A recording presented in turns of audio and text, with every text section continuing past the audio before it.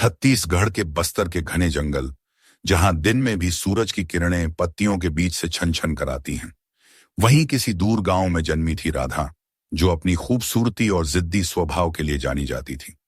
उसका मन हमेशा गांव की सीमाओं से बाहर निकलने को करता था, लेकिन हालात उसे बांधे रखते।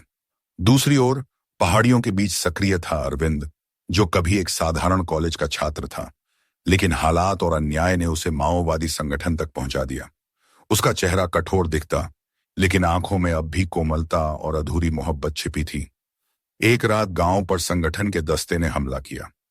सरकारी चौकी से हथियार लूटकर वापस लौटते हुए अरविंद की नजर अचानक राधा पर पड़ी। वह अपने छोटे भाई को बचाने की कोशिश में दौड़ रही थी।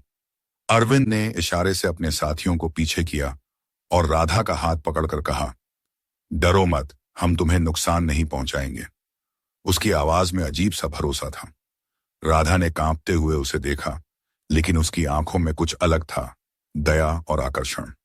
दिन बीते, राधा की मुलाकातें अरविंद से छिप छिपाकर होने लगीं। कभी वह नदी किनारे, कभी बांसों के झुरमुट में उससे मिलती। धीरे धीरे उनके बीच की दूरी घटने लगी। एक शाम, जब बारिश ने जंगल को और भी रहस्यमयी बना दिया था, अरविंद ने राधा का हाथ थामकर कहा, राधा, तुम्हारी आंखों में मुझे अपना खोया हुआ सुकून मिलता है। मैं खून और बारूद के बीच रहता हूं, और तुम्हारे पास आकर लगता है जिंदगी अभी बाकी है। राधा का चेहरा लाल हो गया। उसने धीरे से कहा, तुम्हारे बिना अब जीना मुश्किल लगता है अरविंद। बरसात की उस रात झोपड़ी में जब दोनों अकेले थे, बिजली चमकी और राधा डरकर अरविंद के सीने से लिपट गई। अरविंद ने धीरे से उसके गीले बालों को सहलाया। उनके होंठ करीब आए और एक लंबा चुंबन उनमें घुल गया। राधा की सांसें तेज थीं। उसका शरीर कांप रहा था, लेकिन वह पीछे नहीं हटी। अरविंद ने उसे कसकर बाहों में भर लिया। उसके गले पर, कंधे पर और होंठों पर अरविंद के कोमल स्पर्श ने उसे मदहोश कर दिया। झोपड़ी में सिर्फ बारिश की बूंदों की आवाज थी और दो दिलों की धड़कनें। राधा चाहती थी कि अरविंद इस खून खराबे की दुनिया से निकल आए। तुम्हें मेरे लिए, हमारे लिए यह सब छोड़ना होगा, उसने कहा। अरविंद चुप रहा। उसकी आंखों में आंसू थे। वह जानता था कि संगठन से गद्दारी मौत के बराबर है, पर राधा की मोहब्बत उसके लिए जिंदगी थी। एक दिन पुलिस और माओवादियों के बीच मुठभेड़ हुई। गोलियों की बौछार के बीच अरविंद ने राधा को दूर भेजा। वह आखिरी बार उसकी बाहों में आया, माथे पर चुंबन दिया और कहा, अगर जिंदा रहा तो लौटकर जरूर आऊंगा, और अगर ना लौटा तो समझ लेना मेरा दिल हमेशा तुम्हारा रहेगा। राधा की आंखों में आंसू थे और उसके होंठों पर अरविंद की गर्माहट अब भी बाकी थी। गोलियों की बौछार थमने के बाद पूरा जंगल सन्नाटे में डूब गया। राधा पेड़ों की आड़ से सब कुछ देख रही थी। अरविंद और उसके साथी पुलिस की घेराबंदी तोड़कर निकल गए थे। उसका दिल जोर जोर से धड़क रहा था। अरविंद जिंदा था, यही उसे तसल्ली दे रहा था। रात गहराते ही अरविंद चुपचाप राधा के झोंपड़े पर पहुंचा।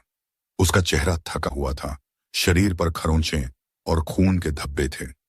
राधा ने बिना कुछ कहे उसका हाथ पकड़ लिया और अंदर ले गई। तुम्हें चोट लगी है, उसने कपड़े फाड़कर पट्टी बनाई और अरविंद के जख्मों पर बांधने लगी। अरविंद ने उसकी आंखों में देखा। आंखों में आंसू थे, पर होंठों पर वही बेकाबू चाहत।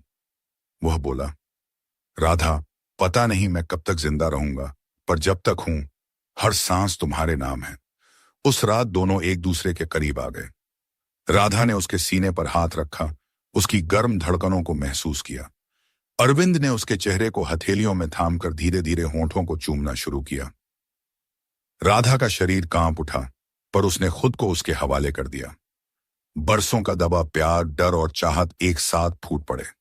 झोपड़ी की मिट्टी की दीवारें उनकी आहों की गवाह बनी। उनका पहला मिलन अधूरा नहीं रहा। वह एक वादा था, साथ जीने और मरने का।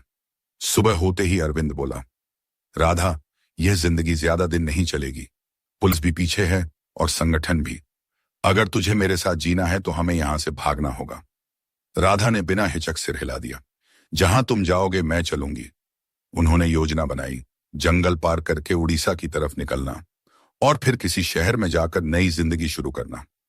पर किस्मत इतनी आसान कहां थी। संगठन को शक हो गया कि अरविंद किसी लड़की से मिलता है और बाहर निकलने की सोच रहा है।